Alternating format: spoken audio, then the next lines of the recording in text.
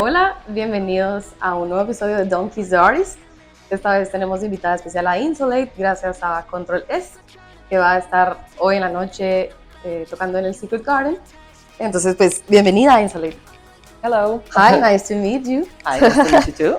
It's a pleasure for us to have you here, really. Thank you. It's my first time actually in Central America. In Central America. So for me, it's a big thing. Oh, okay. You came here last night.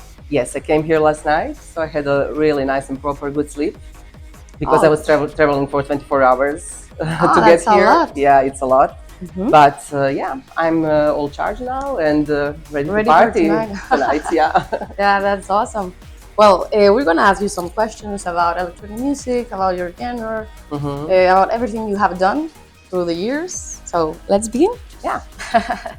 Okay, so I was wondering, how do you see electronic scene in your country or worldwide? How do you see it? Yeah, well, after COVID, we are all experienced a little bit hard times, I think, with the venues and with the events. Everything just got a little bit smaller, and the people that are going to the party, actually, the crowd just started to be a little bit smaller than before COVID. But I think it's normal, like the thing that scene needs to go up and down, Yeah, and like everything in life. Like everything in life. So I think after this hard time, some good times will come. And we are all working hard to make events also in my country and also all people in Europe. So I hope it's going to be okay again, like the golden era will come again. So you think the pandemic made some changes? Yeah, made a lot. In the public? Yeah, made a lot of changes. I think a lot of older people maybe stopped going to the parties because of the families, because who knows what happened. And a lot of young people actually have different kind of thinking about what the going out is. They are not going too much to parties. Yeah. So now we need to find some middle ground, in all of that. In Guatemala, I believe it's the same because maybe like in 2018, everything was bigger. And then, because of the pandemic, I believe everything went slower and smaller. And I don't know, but maybe we can make a change with that. Of course we can. We just need to work on that. Yeah. Okay. And do you think that social media has given some power to this scene? It's like in a positive way or there are positive and negatives also in all of that. Of course, now it's much easier to make some good marketing or PR and become famous. Of course, with the social media now it's everything. But when it's starting to be too much about personality, too much about look, too much about what you see as a picture of some artists, then I'm scared that the other side, music, starts to be not so important, So it's beautiful when artists can combine both things and take this good social thing, social media thing, that you can promote yourself in amazing ways. So all around the world can the people actually hear for you. Because when I started like 27 years ago, there were not such kind of exposure, So that's beautiful. But we need to be really careful about other things, and that's music, which is actually the most important, I think, in all of this. So if you take both sides good, I think you can make really good products. And you are very active on social media. Yes, I am. But you try to? Not really. I think that comes with your personality. I think I'm not maybe that active that maybe some younger generations are, Yeah, for sure. Because it's in their bones, For me, it's something that I'm also learning, during the process and everything, but I'm not born with that. And new generations are born with the cameras, born with it's part of their system. Yeah. So I'm active, but I think some people are doing it like just more naturally than me. Okay. And what's another genre that you would like to produce besides of techno? Actually, I love to experiment. So I done some experimental track with one of Croatian singers. Her name is Laurent. Okay. And actually, we worked together on my last, not last album, but first album. And we actually made few tracks together and one EP. And we wanted to continue this collaboration.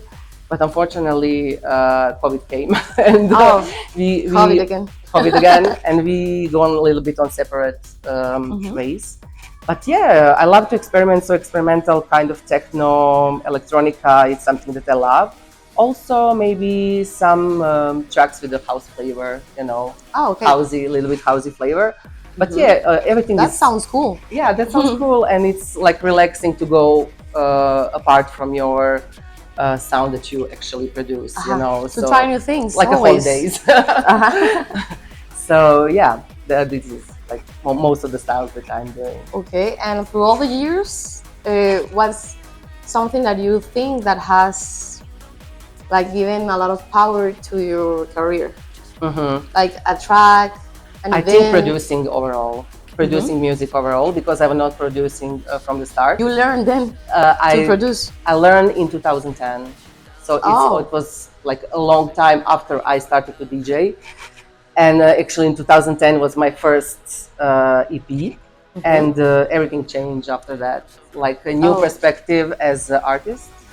I think you are getting some other perspective. Also, you get a platform where you can release all your emotions, good or bad, no matter. And you had the whole combo of the career. Yes, and then awesome. You get like a extra thing, as you said, good combo to, of course, promote yourself and to people know you deeply as an artist. So. In other way also. Yeah. Than just DJing. Yes. And who introduced you to this world of electronic music, or who taught you to produce? To produce, actually, I started by myself with my ex-partner, and we just started to explore it together. You know, there was not so much YouTube channels and that kind of stuff. We just opened the Cubase and just started to produce. And I could say that I was self-learned. Similar as with the DJing, you know, so everything came really naturally. But for example, produce came because of the lack of parties and gigs in my country. So yeah, I was like, okay, there's nothing happening. There was a lot of tech house parties. I was not in that kind of mood, you know, so I needed to start something new. And I said, okay, let's start to produce. Oh, that's awesome. And then I started to make my own music. That's really cool, because you have a lot of great tracks. Thank you. Well, the next question is, what would you say to a beginner in all this world? Someone that is trying to become a DJ, or someone is trying to learn how to produce? Yeah, from my point of view, I would say don't quit easily, because it's gonna be hard. And you will get so much no's, but that doesn't mean that your music is bad. Yes, I got so many no's. I still get many no's, you know, but maybe you can then learn more, produce more, and then you will get on certain level that will get you where you want. It's about consistency. You can't take anything so much personally, you know. No ego, and then everything is going to be all right. You will not get hurt by so many no's. I think that some people feel like the pressure to be successful very easily or fast. But it's not that easy. Yeah, of course. And the pressure is constant, you know. For me also, like after so many years of music, it's always a pressure, but you need to learn from that situation, and make it something good from that bad, and move on. And have you ever felt like you need to get a track better than the last one? Of course. Like, this is gonna be best. This is a constant thing. When you make something good, you know, like, okay, what's next? You know, you need to make something. But I during the years, maybe because when you go mature a little bit, then you like, I just enjoy the whole process. You know, you need to enjoy the process. You need to enjoy that moment when you enter the studio, or the moment when you are playing the gig, you know, or whatever. Just enjoy in everything. Everything passed so quickly, and yeah, I'm not so hard on myself. Okay. Of course, I'm thinking about what you need to do. Sometimes it's hard. Sometimes there is not so much gigs, you know, so many gigs, and but yeah, I just try to enjoy in everything. That's cool. And talking about gigs, how was your first gig? Oh my God, it was so stressful. Why? It was so stressful. I even don't remember it, half of it, because I was in so much stress. How many years have passed? It was in '97. You know, so yeah, it was far away, but I still remember that feeling. And yeah, it was, I don't know how it was, but I remember I was so nervous and so sweaty, and I even don't remember what I played, you know. It was too much nerves, because yeah, when you first time play in front of the crowd, and I was opening set, so I only had like maybe 20 people in front of me, you know, but it was so important for me. And it still is stressful. It's stressful, no matter how many people is in front of you. When it's your first gig and you're green in that area, it's like, yeah. Like everything. And well, who was the one that introduced you to this world? Actually, my ex-partner, he was the one that introduced me to DJing, and also I started to go to parties like very early, but I couldn't stay too long. Okay. You know, so party started at 8 o'clock. And I could stay till 10, for example. Oh. You know, I had a really strict That's parents. a short time. Yeah, because I was only 16 years old, 17, you know, so I needed to be home till midnight, for example, later. And not until 3 a.m. or something. No. And then I was just going these short times, like for 2 hours. I come to party and I hear, okay, I really love this. I love the, actually I love the connection with the people. It's so much pure, you know. Great connection between energy. Everything was amazing, and I said, okay, maybe I could like try to see what are these people that are providing this kind of energy. What are they doing? And then I was looking the DJ. What are they doing? And then I started to hang out with all these people. And one time I was with my friend in my friend's house, and everybody going out to have a smoke or something like that, and I stayed alone with the turntables. Oh, okay. And I put the headphones and practice, you know, and I didn't even notice that everybody are behind me. They were said, okay, I think you have some kind of talent, because nobody actually showed me what beat matching is. Oh, okay. You know, so maybe you should try to do something with that. And this is how it began. Oh, I love that story. Yeah, because thank you. I feel like I love electronic music too. And I always go to gigs, events, festivals and everything. And I would love to be a DJ, but I don't feel like I have the time to learn already.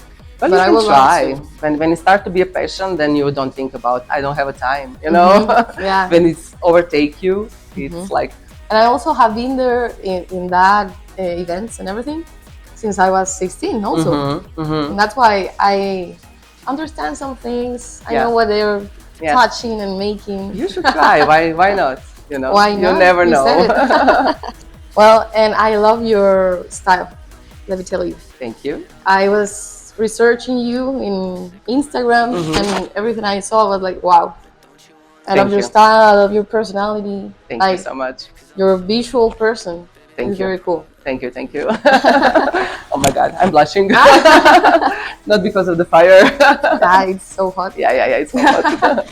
And now, what do you expect about tonight? I expect a lot, because, as I said, it's my first time here. My host John is such a cool person, and I think he's doing the right thing. I was researching a little bit about the project he's doing. I know that he hosts, for example, Dustin Zahn, Ricardo. They're all my friends and very, very good DJs and musicians. So I know I'm in secure hands. Yeah, for sure. And I just hope you're gonna have so much fun today, and that you're gonna enjoy my music. Yeah, I'm really, really looking forward to it. And do you have a track? Do you have to play? Like To be honest, I was so productive in studio in last month. So I have some fresh new tracks that nobody ever heard. Okay. And I will test it tonight. Tonight? Yes. Oh, they're gonna love it. Yes, I really, really can't wait to test it. And you have a track you like of yours? Of mine? And you have already produced and played? I'm really proud of my album that I released in March this year. It was double vinyl. The name of the album is Full Disclosure. So I could say I love all the tracks from the album, but one of the favorites is definitely The Proof. The Proof? Yes, which I made with my boyfriend. He's a guitarist. And it was actually his first time that he made a techno track with somebody. So we made it together, and I really, That's really really special. love it. Really, really special. Yeah. Do you think that we can evolve in Guatemala, because we have a scene very small if we compare it to other countries? But do you think we can do something more? Yeah, of course. There's like many things that you can do to improve the scene, as, for example, podcasts, blogs. I think you have a really good blogger here. It's Living Techno.